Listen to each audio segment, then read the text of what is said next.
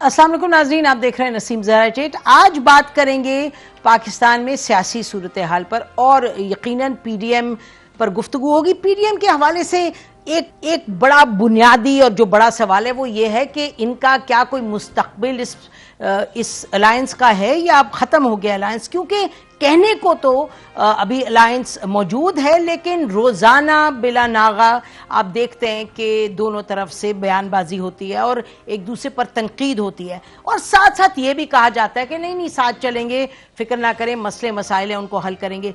कल पीएमएलएन का एक इजलास हुआ, बड़ा अहम इजलास, उसमें बस यही बात बाहर निकली कि ये कहा गया कि हम जो लाहे अमल है उसका मुस्तकबिल में बनाएंगे और ये कि पीडीएम के हवाले से आज हमने देखा कि पीपल्स पार्टी के लीडर मुस्तफ़ा नवाज खोखर ने ये कहा कि जी हम मिलेंगे और मिल के कुछ ना कुछ एक कॉमन पोजीशन हम इवॉल्व करेंगे। इस वक्त जो बयानबाजी है नहीं होनी चाहिए, कह रहे नहीं होनी चाहिए, लेकिन आप देख रहे हैं रोज़ाना होती है, टेलीविज़न पे होती है, प्रेस कॉन्फ्रेंसेज में होती है। उसके साथ साथ दूसरी तरफ अगर हुकूमत पर नज़र डालें तो हुकूमत में कल भी हमने इस पर बात की कि बड़ा एक अहम कदम उठाया प्राइम मिनिस्टर ने। कुछ लोग कहेंगे अहम नहीं है, लेकिन अपना फाइनेंस मिनिस्टर उन्होंने बदला। फाइनेंस मिनिस्टर जो बदले और हमाद अजहर ने अपनी पहली मेजर एक प्रेस कॉन्फ्रेंस की आज और उन्होंने कुछ जो सियासी बयान दिया वो सुनिएगा। पेट्रोल की कीमत में 1.5 रुपये लीटर कमी और डीजल की कीमत में 3 रुपये लीटर कमी जो है हम कर रहे हैं, क्योंकि इस वक्त कुछ बैनुल-अक़वामी मंडी में हमारे पास गुंजाइश निकली है कि हम ये कीमतों में कमी कर सकते हैं। हमने इंडिया से चीनी की तजारत जो है वो खोलने का फैसला किया है, 5 लाख टन की हद तक प्राइवेट सेक्टर की चीनी की तिजारत। और अभी कुछ ही देर पहले हमारी बात हो रही थी कॉमर्स मिनिस्टर साहब से, रज़ाक दाऊद साहब, उन्होंने कहा कि चीनी के साथ साथ हम जो यार्न है हम वो भी इंपोर्ट करेंगे इंडिया से और ज़रूरत पड़ी तो कॉटन भी इंपोर्ट करेंगे लिमिटेड पीरियड के लिए। इस पर भी बात करेंगे नाज़रीन और ये इस पर भी गुफ्तगू होगी कि हमने सुना आज कि मिनिस्टर साहब ने ये भी कहा कि हम जो पार्लियामान में जाएंगे और पार्लियामान सुप्रीम बॉडी और डिसीजन मेकिंग वहाँ से होगी। फैटफ पे भी उन्होंने बात की। तो हुकूमत अपना जो कुछ रिफॉर्म, कुछ चेंजेस वगैरह का पैकेज लेके आगे जा रही है। पीडीएम में आप देख रहे हैं ये जो इस वक्त खल्फिश आ रहे हैं और तो शायद कोई बेहतर लफ्ज़ नहीं है, तो ये क्या है, किस तरफ जाएगा, कौन क्या करेगा, इस पर बात करने के लिए हमारे साथ नाजरीन स्टूडियो में मौजूद हैं। खुर्रम दस्तगीर खान साहब, warm welcome to you. Former defence minister भी रह चुके हैं और फॉर्मर कॉमर्स मिनिस्टर भी रह चुके हैं, तो उस पर आपसे बात भी करेंगे। हमारे साथ मौजूद हैं MNA federal parliamentary secretary for railways Farooq Habib साहब, बहुत शुक्रिया फ़ारूक आपने हमें ज्वाइन किया। और चौधरी मंजूर अहमद साहब हैं, senior leader Pakistan peoples party के, जनरल सेक्रेटरी हैं पीपल्स पार्टी सेंट्रल पंजाब के और सियासी सूरत हाल पर ये काफ़ी अपनी हमें राय से मुस्तफ़ीद करते हैं। और हम देख रहे हैं पिछले 2-3 रोज़ से पीएमएलएन में और पीपीपी में टेलीविज़न चैनल्स पे खूब डिबेट हो रही है। पूछते हैं इनसे कि ये बात कहाँ जाएगी, लेकिन इससे पहले कि हम पीडीएम पर आए थोड़ा सा हम पूछ लें इनसे, फ़ारूक हबीब से, कि हुकूमत का अब क्या इरादा है। ये तो नज़र आ गया कि प्राइम मिनिस्टर ने सीज़ फायर किए, वो ज़ाती तौर पे नहीं ऑपोजिशन को अटैक कर रहे, लेकिन कुछ ना कुछ आपके लीडर्स हैं कहते रहते हैं। लेकिन ये जो अब बात की है कि जी हम रिफॉर्म करेंगे और इलेक्टोरल रिफॉर्म करेंगे और लेके चलेंगे ऑपोजिशन को, तो क्या इरादा है फ़ारूक, स्पेसिफिकली बताइए, जनरल बात नहीं, क्या इकदामात उठा रहे हैं, किसको मिल रहे हैं, ऑपोजिशन से कोई राब्ता हुआ या नहीं। हमने एक सीनियर पार्लियामेंटेरियंस के पर मुश्तमिल एक अपनी कमेटी बनाई है जो यकीनन पार्लियामान के अंदर मौजूद तमाम जमातों के साथ राब्ता करेंगे और कुछ से उन्होंने राब्ता किया भी है, जिसमें देखें बहुत मेन एजेंडा है कि पार्लियामान ही फोरम है डिसीजन मेकिंग के हवाले से। चाहे वो आपने इलेक्शन रिफॉर्म्स के ऊपर बात करनी है, चाहे वो आपने मुल्की मफाद के अंदर कोई भी बिल लेकर आना है, उस बिल के अंदर हम चाहते हैं कि हम इनको साथ एंगेज करें, एक इंक्लूसिव पॉलिसी को आगे लेके चलें ताकि एक मुस्बत डिबेट हो। जो पार्लियामेंट का असल मकसद है उसके ऊपर हम चाहते हैं कि अपोजिशन को साथ लेके चलें और अपोजिशन भी उसके अंदर हमें तावन करे। और मैं समझता हूँ कि एक अदम तावन का जो सिलसिला है, जो रवैया है, उस रवैये को अब बंद होना चाहिए। और आप ये देखें कि बड़ा इंपॉर्टेंट है कि पार्लियामेंट से हम सैलरीज भी ले रहे हैं, कमेटीज़ का टीए भी ले रहे हैं, सब कुछ ले रहे हैं, और जिस मकसद के लिए पार्लियामान के अंदर लोगों ने हमें मुंतखब करके भेजा है वो मकसद भी हमने पूरा करना है। उसके अंदर अपना जो है वो एक तामीरी किरदार अदा करना है। इस हवाले से हुकूमत भी और वज़ीर-ए-आज़म इमरान खान साहब भी इस हवाले से काफी ठीक क्लियर हैं। जी जी और फरूक, हमारी जो ये सीनियर फरूक ये पार्लियामेंट बात की ठीक कमेटी है उन्होंने ये इनसे राब्ता भी किया है। ये अप्रोच ठीक है, लेकिन उस दिन 2 रोज पहले हमारी उनके साथ हमने इंटरव्यू किया असद उमर साहब को, उन्होंने बड़ी क्लियरली कहा कि जी ये ऑपोजिशन है, ये हमसे एनआरओ मांगती है इसलिए बात आगे नहीं बढ़ती। आप भी यही कह रहे हैं कि ऑपोजिशन एनआरओ मांगती है इसलिए बात आगे नहीं बढ़ती? देखिए, मैं ये समझता हूं कि जो एनआरओ का मामला है उस सतह के ऊपर तो अब अपोजिशन को देखना है कि उन्होंने किस कॉन्डक्ट को आगे लेके चलना है। आगे एक फैटफ की कानून साजी के दौरान जो मुल्की मफाद के अंदर शामिल थी, और आपको पता है पाकिस्तान के ऊपर ब्लैक लिस्ट की तलवार लटक रही थी, उस मौका के ऊपर 34 शिक्के नैब ऑर्डिनेंस के जी वो अंदर पुरानी अमेंडमेंट बात की, है, मैं समझता अब हूं वो बताइए, मुनासिब बात वो थी। पुरानी बात है, अब बताइए और वो कि पर्सन स्पेसिफिक थी। अगर उस किस्म का मामला नहीं दोहराया जाएगा तो मैं समझता हूं मामला मुस्बत तरीके से आगे बढ़ सकते हैं। ठीक। अच्छा, दस्तगीर साहब ये बताइएगा कि क्या हुकूमत ने आप लोगों के साथ कोई राब्ता कायम किया? क्योंकि हम कुछ रोज से सुन रहे हैं कि जी अब ये इलेक्टरल रिफॉर्म्स हैं, पार्लियामेंट्री कमेटी है सीनियर लोगों की और वो अपोजिशन से बात करेंगे। तेरे वादे पे जी हम कि जान छूट जाना, खुशी से मर ना जाते अगर एतबार होता। ये वो हुकूमत है जो 3 साल से अपोजिशन पर हमला आवर है, पार्लियामान में भी और पार्लियामान से बाहर भी। ये वो हुकूमत है जिसने बार बार हमसे वादे किए हैं और वादा खिलाफी की है। ये वो हुकूमत है जिसने हमने एनआरओ इनसे नहीं मांगा, इन्होंने एनआरओ जो है 1 साल से कागज लहरा रहे हैं। कोई भी कोई कांटेक्ट हुआ आपके साथ अभी? जी हाल में हमारे साथ सिर्फ वजीर फूड सिक्योरिटी फ़खर इमाम साहब ने कहा है कि वो आना चाहते हैं हमसे मिलने के लिए। अभी तक उनसे कोई वक्त ये कब की बात है? कब का? ये 2 दिन पहले जब कौमी असम्बली का इजलास हुआ था। तो क्या मकसद था आने का? कि जी यही कि हम इकट्ठे चलें। अब वज़रा बहुत दफ़ा आ चुके हैं। आप लोगों ने जवाब क्या दिया? उम्मीद है कि मेरे भाई भी जो फरूक हबीब साहब हैं भी वज़रा में अनकरीब शामिल होने वाले हैं। तो आपको कोई अंदर की खबर है जो ये भी आना शुरू हो जाएंगे। लेकिन हमारा वज़रा के साथ जो इंटरेक्शन है वो बिल्कुल बेसूद और बेमकसद। फ़खर इमाम साहब ने आपसे कहा कि हम मिलना चाहते हैं आके, तो आप लोगों ने क्या जवाब दिया? जी अभी हमने उनसे मिलने के लिए हामी नहीं भरी, क्योंकि अभी तक हमारा तजर्बा बहुत तल्ख है। पहली बात है कि वज़रा के पास तो अब हामी नहीं भरेंगे मिलने की? नहीं हो सकता है, अभी अपोजिशन से दूसरी जमातों से बात करके तो फिर करेंगे। इंडिविजुअली हम नहीं मिलेंगे। लेकिन इशू यही है कि ये हुकूमत कभी भी रिफॉर्म में और लेजिस्लेशन में इंटरेस्टेड नहीं रही। सर ये एक जनरल एक पोजीशन है, मैं चाहती हूँ कि मैं इनसे भी पूछूं कि क्या इस वक्त सूरत हाल है पीपल्स पार्टी में? जी बताइएगा कि पीपल्स पार्टी की क्या पोजीशन है जी इस वक्त? आप लोगों से भी हुकूमत के किसी नुमाइंदे ने कांटेक्ट किया है जी? मंजूर साहब। बहुत शुक्रिया नसीम। पहले तो मुझे 2 छोटी छोटी बातें कहनी है। एक तो लाहौर के अंदर स्पेशली कोरोना की सूरत हाल बहुत खतरनाक है। आज बच्चों की डेथ्स हुई हैं और बकौल कमिश्नर लाहौर के इस वक्त लाहौर के अंदर 25% रेट है जो इन्फेक्शस लोग हैं। अब अगर ये सूरत हाल है तो इसका मतलब ये है कि हर चौथा बंदा जो है वो मुतासिर है। और इन्होंने अभी तक जो वैक्सीन का जो लेवल था वो बाहर से नहीं मंगवाई, या जो मंगवानी चाहिए थी सिर्फ अभी तक आज मेरा ख्याल को केप पहुंची है, बाकी तो इससे पहले खैराती थी।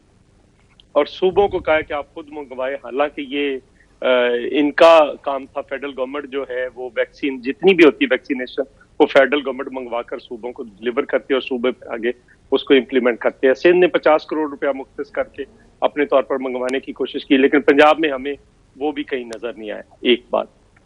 दूसरी, ये जो इंडिया के साथ तजारत की बात आज हुई है या कल से हो रही है। सर मैं उस पे आऊंगी। चौधरी साहब मुझे आप इजाजत देंगे कि मैं उस पे आऊंगी, सबके साथ टॉपिक डिस्कस करूंगी। जरा इस पर अगर आप फरमा दीजिएगा कि आपके साथ हुकूमत के नुमाइंदों ने कांटेक्ट किया है? मुझे नहीं पता, ये पार्लियामेंट के लेवल पे किसी ने कोई राब्ता किया होगा जी। तो मुझे पार्टी लेवल पे तो मुझे नहीं पता कि पार्टी की पोजीशन क्या है? लेकिन करेंगे भी तो बेसूद है।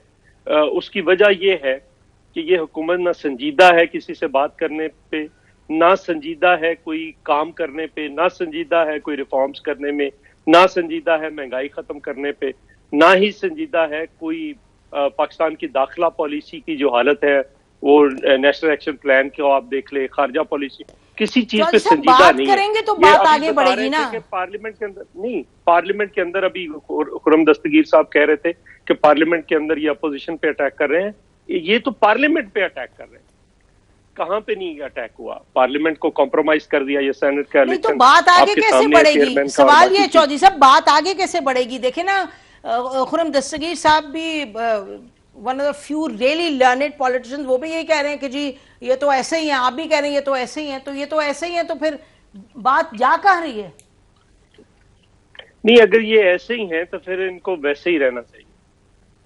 कमाल है जी। आप 3 साल जाया करके जी। 3 साल जाया करके आप कह रहे हैं जी आप बात करें। जब बात करते हैं तो आप कहते हैं जी एनआरओ मांगते हैं। क्या बात करेंगे? कौन बात करेगा इस माहौल के अंदर? तो ये आप दोनों की पार्टीज की, पीडीएम की क्या ये पोजीशन है जो आप दोनों फरमा रहे हैं? मतलब कि क्या पब्लिक ये समझे कि अब ये पार्लियामान और ये जो तमाम पार्टीज हैं बस इनका आपस में ये झगड़ा ही चलेगा? यानी कि महंगाई की बात आप कर रहे हैं, आप और इशूज की बात करें, तो ये इस तरह ही चलेगा? आप कहेंगे ये बुरे हैं, वो कहेंगे मेरे हाँ। ख्याल के हुकूमत मुताबिक- देखिए, मेरे ख्याल के हुकूमत मुताबिक जो हुकूमत मुसव्वदे होती है लाने से घबराती उसके है। 2-3 साल पहले होते हैं। मैं बात कर रहा हूँ या खुर्रम साहब कर रहे हैं? जी खुर्रम साहब जवाब दें, मैं आपके पास है जी। जी देखिए, हुकूमत जो है ना वो मुसव्वदे लाने से घबराती है पार्लियामान में। बस इन्होंने स्टेट बैंक में जो अमेंडमेंट की हैं, अभी तक उसका मतन हमारे सामने नहीं आया कि वो ऑर्डिनेंस किस चीज़ का था। जो हायर एजुकेशन कमीशन के ऊपर ये हमलावर हैं। अभी वैक्सीन की बात की और वो पूरा जो एक इशू है कि जो कोरोना के लिए पैसे आए थे वो पैसे किस तरह खर्च हुए, किस किस मद में वो इस्तेमाल हुए, अभी तक वैक्सीन क्यों नहीं है। तो हुकूमत जो है वो दरअसल संजीदा मामलात पर अव्वल तो खुद रिकॉर्ड पर आती नहीं है, और फिर आके हमसे कुछ वज़रा जो हैं, अब इस दफ़ा फ़खर इमाम साहब की बारी थी, इससे पहले कई दफ़ा परवेज़ खटक साहब तशरीफ लाए हैं, वह कहते हैं हाँ मिलकर चलना चाहते हैं। लेकिन हुकूमत का जो अमल है वो इसी तरह है जिस तरह इमरान खान साहब ने कहा था, मैं चाहता हूं जी इलेक्शन कमीशन में ओपन हियरिंग होनी चाहिए, कैमरे लाइव होनी चाहिए। 2 दिन बाद उनके वकील आ गए, उन्होंने कहा नहीं नहीं हमें तो और आज भी आपको मालूम है कि कल जो इलेक्शन कमीशन ने कहा नहीं ये सीक्रेट ही रहेगा। तो इनके जो कॉन्डक्ट है और इनकी गुफ्तगू में बड़ा तजाद है। अगर इनको अभी खुदा याद आ गया है और अचानक पार्लियामान की अहमियत आ गई है तो इनको खुद डेमोन्स्ट्रेट करना पड़ेगा कि क्या ये इस तमाम मामले में संजीदा अच्छा, है तो या बताएं, नहीं है। मसलन 3 चीजें बताएं, क्या करें? जब आप कहते हैं ना कि डेमोन्स्ट्रेट करें, क्या करें वो? जी बताएं ना। इमरान खान साहब को खुद ऑपोजिशन से बात करनी पड़ेगी। We are done with talking to ministers. ये सच्ची बात है, 3 साल से हम देख रहे हैं ये मामला शुरू हुआ है सितंबर 2018 से, जब इनकी हुकूमत आई। तो आपकी शर्त है कि इमरान खान साहब जिनको आप कह रहे हैं घर जाए, आप कह रहे हैं वो आपसे बात करें? जी नहीं, जब तक वो वहां मौजूद हैं, जिस भी तरह उस कुर्सी पे बैठे हैं, सिलेक्टेड हैं, जो भी इशू है, लेकिन जब तक वो उस कुर्सी पर मौजूद हैं, उस कुर्सी के मामलात हमारी इस्तदा है आउटसोर्स मत करें, जिस तरह उन्होंने गिलगित बल्तिस्तान। सिलेक्टेड तो वैसे सिलेक्टेड अब उनके लिए नहीं रहा, वो तो आपस में वो आपको सिलेक्टेड कह रहे हैं। वो अगर वायरस फैल भी रहा है, लेकिन अच्छा, इशू ये ठीक है कि मेरी इस्तदा इमरान खान साहब, जिस तरह गिलगित बल्तिस्तान का संजीदा इशू उन्होंने आउटसोर्स किया, हिंदुस्तान से जो जब बालाकोट के ऊपर इन्होंने आउटसोर्स किया, कश्मीर का बालाकोट पे तो सब थे involve in decision making sir, you know that. Meeting हुई है नहीं हुई? अच्छा, वो आप उसकी बात करें जो मैं पार्लियामान के कमेटी रूम नंबर 2 में उस मीटिंग की बात कर रहा हूं जिसमें तमाम ऑपोजिशन के हेड्स मौजूद थे, चीफ ऑफ आर्मी स्टाफ मौजूद थे, डायरेक्टर जनरल मिलिट्री ऑपरेशंस मौजूद थे। अगर कोई मौजूद नहीं था तो वजीर आजम मौजूद नहीं थे। ठीक है, मैं फारूक हबीब साहब के पास। फारूक, अब आप बताइए, आपने सुन ली कि दोनों मेन ऑपोजिशन पार्टीज के लीडर्स क्या कह रहे हैं, आपने ये भी सुन लिया कि वो कह रहे हैं शर्त हमारी ये है कि प्राइम मिनिस्टर बात करें, और आपकी अपनी पार्टी का जो इस वक्त मौक़िफ़ है कि जी आगे बढ़ें इस पे, रिफॉर्म पे, तो ये किस तरह आगे बात बढ़ेगी? देखें, बात यह है कि ये तो फिर इनकी जानिब से एक अदम तामुन की पॉलिसी है ना। अगर आप देखें तो वो फिर एक दोहरा म्यार नजर आता है। एक जानिब ये कहते हैं जी कि हमारी ये सारी जितनी भी सो कॉल्ड तहरीक थी, जिसका धड़न तख्ता ये खुद कर चुके हैं एक दूसरे को सिलेक्टेड कह के, और इस किस्म की शराइत सामने रखी हैं जिससे वो आगे नहीं चल सकते, उसमें तो एक चीज़ वाज़ेह हो रही है कि ये अदम तामुन की पॉलिसी सामने रखना चाहते हैं। भाई अगर आपके ऊपर केसेस हैं तो केसेस हमने तो नहीं बनाए। आप जाली अकाउंट्स की, मनी लॉन्ड्रिंग की, टीटीओं की सज़ा आप पाकिस्तान की अवाम के या जमहूरियत की मजबूती के हक में होने वाली कानून साजी को रोक के तो ना सज़ा देना, उसमें तो आप पार्टिसिपेट करें। आप सब पार्लियामान का हिस्सा हैं।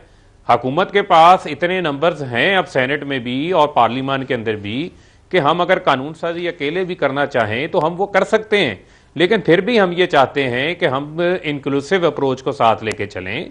आए हमारे साथ लॉ टू लॉ, आप जिस चीज के ऊपर बात करना चाहते हैं उस पर अपनी राय दें, उसको हम पार्लियामान के अंदर चीजों को टेबल करने को तैयार हैं, उसके ऊपर हेल्दी डिबेट करवाने को तैयार हैं, लेकिन इस किस्म की शराइत जो है वो सामने न रखें। इससे नजर आता है कि लगता है किसी की को अना का मसला है, को अना अड़े आ जाती है, अना की भेंट ना चढ़ाएं और जाती मफाद को कौमी मफाद के ऊपर किसी सूरत तरजीह नहीं देनी चाहिए। और मैं आपको ये बात बताता चलूं कि जब इतने बड़े पुराने पॉलिटिशियंस की तरफ से इस किस्म की बात सामने आती है तो ये पार्लियामान को इस किस्म के बयानिए ने रेडिक्यूल किया है, उसकी अफादियत को इस किस्म की अप्रोच ने जो है वो कम किया है। अगर आज आप अपनी जहनियत बदल लेते हैं, अप्रोच बदल लेते हैं, और जो वुज़रा की एक कमेटी है ये वज़ीर आज़म की हदायत के ऊपर ही है, उनकी तरफ से मैंडेट है और हर चीज को एक चीज लेकर चलने का एक तरीकाकार है, इससे पहले ब्रेक पे जाएं तो उसके मुताबिक चीजें चलती हैं, आप उसको लेके चले। ठीक, फरूख ये बता दें यस और नो में कि प्राइम मिनिस्टर ने ये तहिया किया हुआ है कि ऑपोजिशन को वो खुद जाती तौर पे रीच आउट नहीं करेंगे, ये हाँ या ना में जवाब दे दें।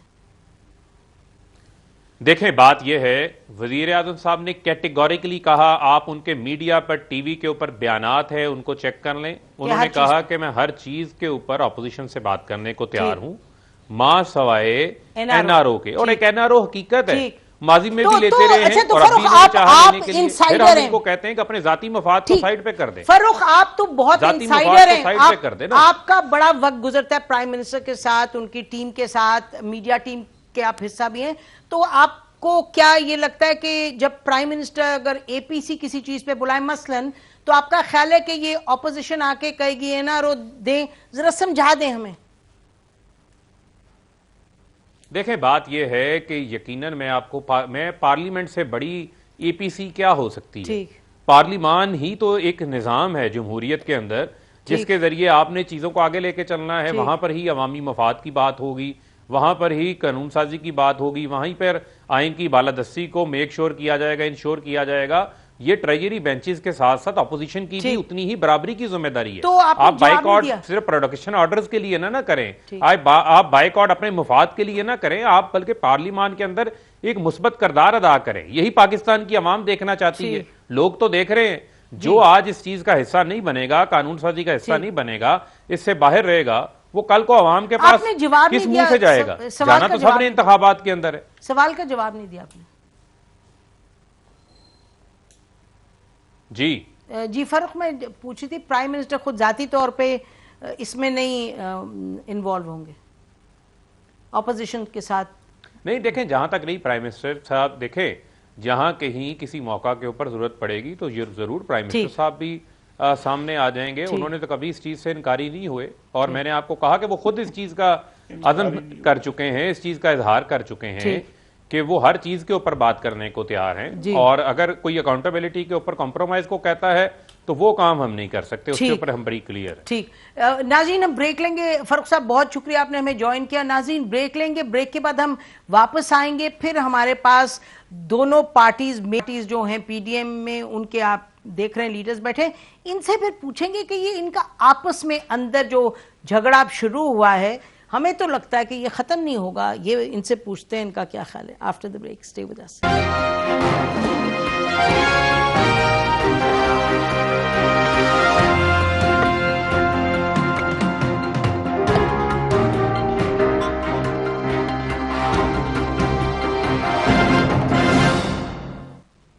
वेलकम बैक नाज़रीन। लोग कहते हैं कि आसिफ अली जरदारी साहब हैड द लास्ट लाफ।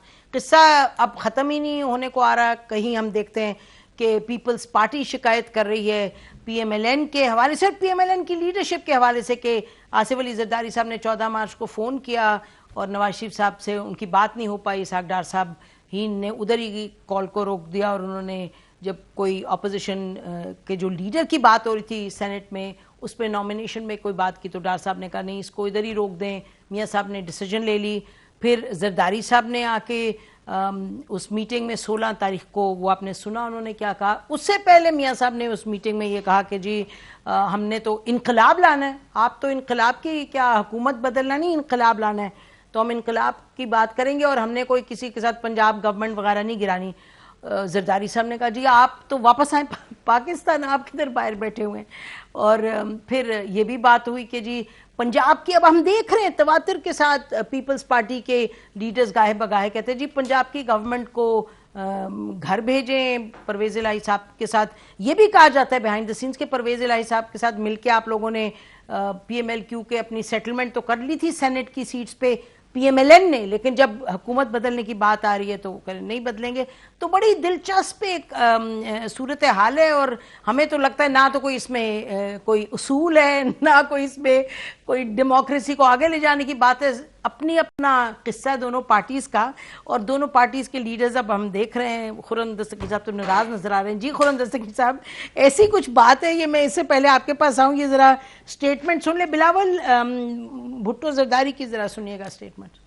मैं PDM को नुकसान नहीं पहुंचाना चाहता हूं, मैं डिसएग्रीमेंट को इनकरेज नहीं करना चाहता हूं। जहां हमारा बहुत रिस्पेक्ट है मरियम शरीफ साहिबा से, नून लीग के काफ़ी ओहदेदारों के ये जो बयानबाजी अब हो रहा है, लेकिन साथ साथ मैं PDM को नुकसान नहीं पहुंचाना चाहता हूं and I will choose not to respond to such allegation. जहां तक सिलेक्टेड की बात है, वो तो लफ्ज मैंने दिया है, तो मैं जानता हूं कि वो किस पे इस्तेमाल होना बनता है और किस पे इस्तेमाल होना नहीं बनता। मैं अपने नून लीग के दोस्तों को रिक्वेस्ट करूंगा कि जरा सा पानी पी ले, लंबे लंबे सांस ले, हौसला रखे। मैं बिल्कुल उम्मीद नहीं कर रहा था कि जिस तरीके से खान साहब का रिएक्शन था जब गिलानी साहब नेशनल असेंबली से जीते, वैसे ही नून लीग का रिएक्शन होता जब हम लीडर ऑफ द ऑपोजिशन का ओहदा जीते। अफसोस के साथ कि आई डोंट नो क्यों एक जमात इतना स्टबर्नेस के साथ एक ऐसा फैसला ले जिससे मेरे जमात के कुछ लोग को ये महसूस हुआ कि पाकिस्तान पीपल्स पार्टी को दीवार से लगाया जा रहा। आप कैसे एक्सपेक्ट करते हो कि मैं अपना मेजॉरिटी मेंबर्स को कहूं कि आप पाकिस्तान पीपल्स पार्टी को सैयद यूसुफ रजा गिलानी को लीडर ऑफ ऑपोजिशन नहीं बनाएं, मगर आप नून लीग के तारिक साहब को लीडर ऑफ द ऑपोजिशन को वोट दें। बहुत कुछ कह दिया है बिलावल भुट्टो ने, कुछ हर चीज का पर जवाब दे दिया उन्होंने। कहा एक तो आप वैसे करें जैसे इमरान खान साहब कर रहे हैं, आप इतने डिस्टर्ब हो गए हैं कि गिलानी साहब जीत गए। दूसरा वो कह रहे हैं मेजॉरिटी हमारी है, हम क्यों आपके ऑपोजिशन लीडर बनने दें। तीसरा कह रहे हैं सिलेक्टेड मुझे पता है मैं किसके लिए इस्तेमाल करूंगा, आप क्यों सिलेक्टेड। सुन लिया आपने। मैं बिलावल साहब को फॉलो करते हुए I choose not to respond. देखिए PDM बनी थी और ये हमें एक दूसरे को याद कराना चाहिए हर रोज। जब 20 सितंबर को उसका दूसरा जो नुक्ता है वो ये है कि हमें पाकिस्तान की सियासत और जमहूरियत में से मावराए आइन मुदाखलत को ख़त्म करना है। हमें पाकिस्तान में आज़ादी इजहार को यकीनी बनाना है। हमें पाकिस्तान में मिसिंग पर्सनस को बाहर निकालना है। इसको याद करना चाहिए, बजाय ये कि वो कैसे करेंगे, ये चीजें कैसे करेंगे। आप कह रहे हैं हुकूमत में आएंगे, पावर होगी, तो पावर कैसे आएगी। आप कह रहे हैं इनकलाब, वो कह रहे हैं नहीं, इनकलाब नहीं, उसी में लिखा हुआ है कि हम अपनी जमहूरी जद्दोजहद से एक ऐसा इंतखाब चाहते हैं जिसमें इस्टेब्लिशमेंट की मुदाखलत ना हो। ये हमारा मकसद है और मुझे पूरा यकीन है कि पीपल्स पार्टी भी इस मकसद में हमारे साथ है। इख्तलाफ हुआ हिकमत अमली के। तो फिर क्यों कहा इन्होंने मरियम नवाज साहब। सुनिए क्या कहा, सुनाइए जरा मरियम नवाज साहब का। आपने बाप के अरकान से, और सब जानते हैं कि बाप अपने बाप के कहने बगैर किसी को वोट नहीं करता। बाप का जब हुक्म होता है तो वो हुकूमती बेंचेस के ऊपर जाके बैठ जाते हैं। बाप का जब हुक्म होता है तो वो ऑपोजिशन बेंचेस पे आके बैठ जाते हैं या इंडिपेंडेंट हो जाते हैं। अगर आपने ताबेदारी करनी है, अगर आपने सिलेक्ट होना है, तो फिर आपको इमरान खान की पैरवी करनी चाहिए, जो बहुत ढिठाई से और बहुत पूरी एक्सपोज होकर वो ताबेदारी करता है और बाप के अहकामात मानता है। मुझे बड़ी खुशी है कि अगर उन्होंने ये लकीर खींचती है कि ये बयानिया जो है वो मरियम नवाज का बयानिया है, तो जो मरियम नवाज का बयानिया है वो पूरी कौम के ऊपर अया है। और मुझे खुशी है कि सफबंदी हो गई है। एक तरफ वो लोग खड़े हैं जो कुर्बानियां देकर अपने ऊपर मुश्किलात बर्दाश्त करके अवाम की खातिर वो जिद्दोजहद कर रहे हैं, और दूसरी तरफ वो लोग हैं जो छोटे से छोटे फायदे की खातिर अपने सारे असूल कुर्बान करके आइन और कानून का जो बयानिया है उसको पांव तले रोंद कर वो कुछ भी करने को तैयार हैं। और लीडरान भी ये पहचान गए हैं कि किसका क्या बयानिया है और कौन कहां खड़ा है। आप जो बात अभी कह रहे थे कि आपको यकीन है कि पीपल्स पार्टी का भी वही गोल है कि इस्टेब्लिशमेंट को पॉलिटिक्स से निकाले, आपकी बात पार्टी की पोजीशन है या जो मरियम नवाज साहिबा ने कहा? उन्होंने तो बड़ी क्लियरली स्पेल आउट किया है। हिकमत अमली के ऊपर इख्तलाफ हुआ है कि एक जो कि बहुत अहम कोई ओहदा नहीं है सेनेट में लीडर ऑफ द ऑपोजिशन का, उसके ऊपर अगर कुछ थोड़ी सी बालग नजरी का हम मुजाहिरा करते तो ये मामला हल हो सकता था। गलती कहाँ हुई? गलती तो शायद दोनों तरफ हुई होगी, आप इसको जिसकी तरफ भी कर लें, लेकिन पीपल्स पार्टी ने कुछ उजलत की इस मामले को हल करने में और उन्होंने कुछ ऐसे इकदाम उठाए। उससे पहले भी उनका ये ख्याल था कि पंजाब में हमें तब्दीली लानी चाहिए। देखिए इशू यही है कि जब हम एक ऐसा काम जिसको हासिल करने के लिए आपको एक दफा फिर जो है एस्टैब्लिशमेंट या उनकी जो हमारी पार्टियां हैं उनसे मदद लेनी पड़े, तो लिहाजा हिकमत अमली के ऊपर इख्तलाफ है। लेकिन मुझे अभी भी जिस तरह बिलावल साहब ने कहा वो पीडीएम का हिस्सा रहना चाहते हैं, बड़ी अच्छी बात है, आगे चलें और आगे हमें एक्चुअली ये जो सेनेट का जो पूरा एक सिस्टम हुआ, देखिए हमें दुख किस बात, हम इस बात का देखिए उनके पास एक सेकंड देखिए चौधरी मंजूर साहब यूसुफ रजा गिलानी साहब के इंतखाब सेनेट में मुस्लिम लीग नून के 83 वोट, यानी जो उनको जितने वोट पड़े उसका 50%, 100%, यानी विदाउट एनी डिफेक्शन वो हमने किया। तो इसीलिए किया कि हम चाहते हैं कि जमहूरियत आगे चले, पीपल्स पार्टी के साफ करें। लेकिन इस मामले में अगर हम थोड़ा सी मुशावरत मजीद हो जाती तो ये सब कुछ अवॉइड हो सकता। अच्छा चौधरी साहब, आप सुन रहे हैं ये गुफ्तगू काफी देर से, तो उजलत की कुछ आप लोगों ने सेनेट का जो मामला था ऑपोजिशन लीडर का उसको हैंडल करने में और कुछ शिकायत आपसे हैं, तो आप क्या कहेंगे इस पर?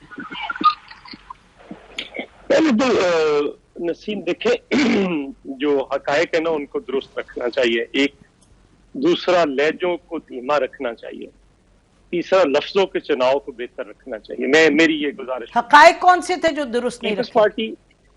पीपल्स पार्टी सिलेक्ट, अगर पीपल्स पार्टी को कोई कहता है तो पीपल्स पार्टी इस मुल्क में सिलेक्ट हुई है कत्ल होने के लिए, जेलें भुगतने के लिए, फांसियां चढ़ने के लिए, कोड़े खाने के लिए, कैदें झीलने के लिए, और बाकी लोग इस मुल्क में सिलेक्ट हुए हैं सिर्फ हुकूमत करने के लिए या बाहर जाने के लिए। ये है एक्चुअल हकीकत इस वक्त इस मुल्क की। देखिए जब पीडीएम बनी थी तो पीडीएम में तो बिलावल भुट्टो साहब 1 साल लोगों के पीछे पीछे फिरते रहे, जब लोगों के ट्विटर खामोश थे, जुबानें बंद थी, टेलीफोन नंबर ऑफ थे। आप मरियम नवाज साहब की बात कर रहे थे? नहीं, मैं मरियम नवाज की नहीं, मैं बहुत सारे और भी लीडर हैं इस मुल्क के अंदर जिनका ये कैफियत थी। तो उस वक्त भी बिलावल भुट्टो, और मुझे ये बताएं कि पीपल्स पार्टी का कोई बच्चा भी बाहर है इस वक्त मुल्क से?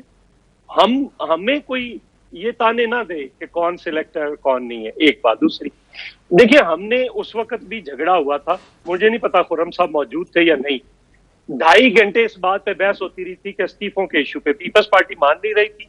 मौलाना साहब कहते थे इस्तीफे का लिखे, फिर मियां नवाज शरीफ साहब ने इंटरवीन किया, और मियां साहब ने जब इंटरवीन किया तो उन्होंने कहा जी कि आप इसको इस तरह से लिख लें कि चलो जब मुनासिब वक्त होगा कौन से हमने इस्तीफे देने हैं। ये मैं उस मीटिंग में मौजूद था एपीसी के अंदर, 2.5 घंटे सिर्फ इस बात पर। हमने फिर भी मियां साहब की बात मानी और मियां साहब की बात मानकर लिख दिया। अब मुझे नहीं पता, अगर आपने इस्तीफों की बात करनी थी तो आप उस मीटिंग में करते जिस मीटिंग में 26 मार्च की तारीख का ऐलान हुआ। आप 2 दिन पहले यहां से, कल राना तनवीर साहब ने वो कह ही दिया जी, कल बिल्कुल उन्होंने पता नहीं मौलाना साहब ने मियां साहब को कैसे राजी कर लिया, उस वक्त पहले ये इस्तीफों की बात नहीं। और ऑनेस्टली स्पीकिंग, खुर्रम साहब ने जलसा किया गुजरांवाला का, ये होस्ट थे, हम भी उसमें पार्टिसिपेशन की और बड़ी अच्छी पार्टिसिपेशन की। उसके लिए पीडीएम की मीटिंग हुई, लाहौर जलसे के लिए पीडीएम की मीटिंग हुई।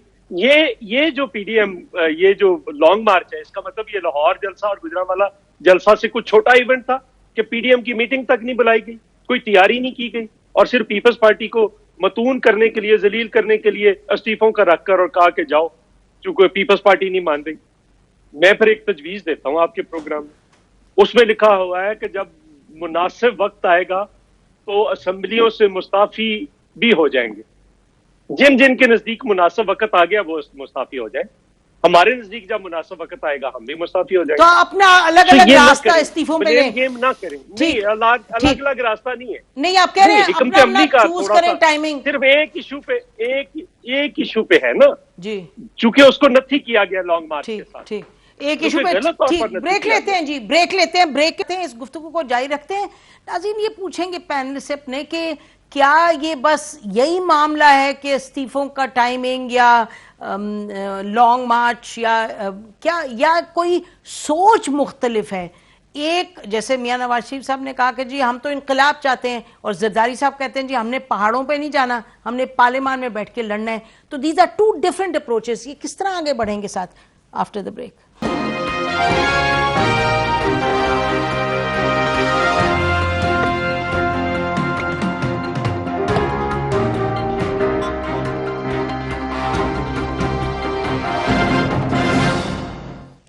वेलकम बैक नाजरीन। एक पार्टी कहती है लीडरशिप के हम तो इनकलाब लाएंगे, दूसरी कहती है कि जी हम तो पार्लियामान में रह के तो चीज़ें तब्दील करेंगे। और क्लियरली दिखा भी दिया पीपल्स पार्टी ने, कहा जी आए इलेक्शन भी लड़ें, पार्लियामान में रहें भी, उधर से ही सब बातचीत करें। और PMLN ने कहा कि जी नहीं आप इस्तीफे भी दें और चलें। तो क्लियरली दो मुख्तलिफ अप्रोचेज़ हैं।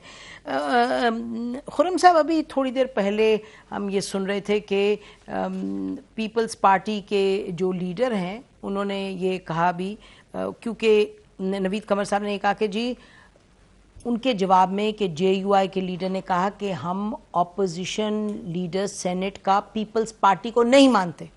तो नवीद कमर साहब ने कहा कि अच्छा आप नहीं मानते तो फिर हम भी नहीं मानते, हम भी नहीं मानेंगे आपको पीपल्स पार्टी का जो PMLN का लीडर है इन द पार्लियामेंट। तो ये मुझे ज़रा बताएं कि हम ये ना कहें कि ये तो बच्चों की अना की लड़ाई है। What should we see this as some deep political commitment going on?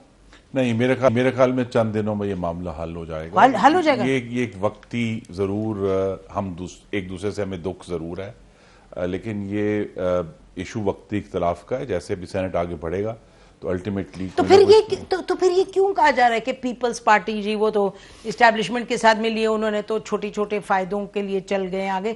तो क्या जो मरियम नवाज साहबा की भी गुफ्तगू थी, आपको लग रहा है कि वो यानी जिस बात में आके कह रही थी सोच नहीं थी उसके पीछे? नहीं, देखिए इसमें इशू यही है कि PDM एक मकसद के लिए बनी है और वो मकसद क्या मकसद? मकसद यही है कि हमने जो मुल्क में 72 साल में से 38 साल यहाँ फौजी आमरीतें रही हैं, उनका पाकिस्तान की सियासत में और जमहूरियत में एक बहुत बड़ा डिस्टॉर्टिंग किरदार है, डिस्टॉर्शन है जी, और जिसमें सब ने रोल अदा किया, मतलब सब आप लोग हिस्सा रहे हैं। अब हमने ये फैसला है कि अब अगर एक पार्टी में भी आप देख रहे हैं कि अगली नस्लें आ गई हैं, तो क्या हमने उसी दलदल में धंसे रहना है या हमने आगे बढ़ना है?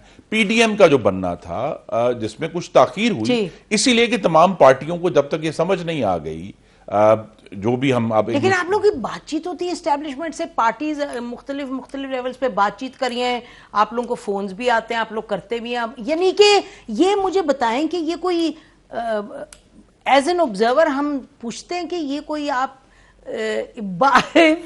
आपकी एक्शन कुछ और है, आपकी बातें कुछ और हैं? नहीं, ये तो फैक्ट है सर। ये ठोकरें हम खाते हैं अभी भी अभी भी हम ठोकरें खाते हैं, क्योंकि एट एनी गिवन टाइम किसी को लगता है कि अभी मैं एस्टैब्लिशमेंट से बात करके कोई फायदा हासिल कर लूंगा, और फिर पता चलता है कि वो उस वक्त तो आर्जी फायदा हुआ और फिर बाद में नुकसान हो गया। और ये हम सब ये ठोकरें खा रहे हैं वक्त के साथ साथ। इसीलिए PDM का बनना जो है पिछले साल सितंबर में, वो बहुत ही अहम है पाकिस्तान की जमहूरियत को आगे लेकर चलने के लिए, क्योंकि ये जो मैरी गो राउंड है कि ठोकरें खाए, आप मैरी गो राउंड पे चढ़े, आपने कुछ देर झूला लिया, फिर आपको मार पड़ी, आप फिर गिर गए, फिर आपने कहा अच्छा। लेकिन मैरी ग्राउंड तो बड़ा अट्रैक्टिव होता है चौधरी साहब, मैरी यही ग्राउंड तो मैं कह रहा हूं कि हमें बिलाकर ये फैसला कर लेना है जिस मामले में कम से कम मुस्लिम लीग नून अब बड़ी क्लियर है कि भाई ठीक है, आप माजी की बेशुमार मिसालें हमारी भी निकाल सकते हैं, लेकिन अब हमने उस मैरी गो राउंड पे नहीं, क्योंकि मैरी गो राउंड वहीं घूमता रहता है, वो मुल्क को आगे नहीं लेकर जा रहा। मियां साहब पाकिस्तान आएंगे, ये बताएं जी। मियां साहब जैसे ही उनकी तबीयत दुरुस्त होती है, माशाल्लाह he is in a position to travel though. जी नहीं, मैं आपको ये याद करा, आपके नाज़रीन को याद कराऊंगा कि जिस दिन उनके प्लेटलेट्स 2000 पे गिरे हुए थे, उस दिन भी वो गाड़ी से चलकर अस्पताल के अंदर गए, तो वीडियो निकलवा लें। अच्छा, यू आर सेइंग कि नहीं, उनको अभी भी बहुत सीरियस इश्यूज हैं, जैसे ही इंग्लिस्तान में कोविड की सिचुएशन इंप्रूव होती है, वहां सर्जरीज जो नॉर्मल सर्जरीज हैं वो बहाल होती हैं, तो वो मुल्क में वापस अच्छा आएंगे। ठीक है, चौधरी साहब आप जरा बताइएगा कि ये हम तो सब कहते हैं कि जमहूरियत है और फौज अलग है और पार्लिमान चलाए मुल्क को, लेकिन यानी कि फौज से बातचीत भी है, अब भी है, सबकी है, तो फिर कुछ समझ नहीं आती कि आप लोग चाह क्या रहे हैं। हुकूमत भी वही है, हुकूमत हमें लगता है कि कमेटीज में आपकी बातचीत भी होगी, होती भी है, तो फिर ये कोई आपने ट्रक की बत्ती के पीछे लगाया हुआ है लोगों को? नसीम देखिए, आपने एमआरडी को कवर किया हुआ है, मैंने बतौर स्टूडेंट लीडर उसमें हिस्सा लिया हुआ है एमआरडी की मूवमेंट में। जब 85 का इंतखाब के बाइकआउट का बात थी, मोहतरमा बेनजीर भुट्टो मुल्क से बाहर थी और उन्होंने मुस्तफा जतोई साहब जो उस वक्त हेड कर रहे थे पीपल्स पार्टी को, पीपल्स पार्टी की सीईसी कमेटी, बाकी पार्टियों ने कह दिया कि हम तो बाइकआउट करें। मोहतरमा चाह रही थी कि वो बाइकआउट ना करें, उन्होंने कोशिश की, उस वक्त ये सेल फोन तो होते नहीं थे, मुस्तफा जतोई साहब ने जानबूझ के राब्ता ना किया और उन्होंने मोहतरमा बेनजीर भुट्टो और बेगम नुसरत भुट्टो साहबा के एडवाइस के खिलाफ उस इलेक्शन का बाइकआउट कर दी। हर वक्त सारी पार्टियां अगर मेजॉरिटी में भी हो, उसमें भी मौलाना फजल रहमान एमआरडी में भी मौजूद थे, तो उस वक्त भी बाइकआउट करवाया। तो वो को मौजूद होने से जरूरी ये नहीं है कि आप सारी पार्टियां अगर इकट्ठी हैं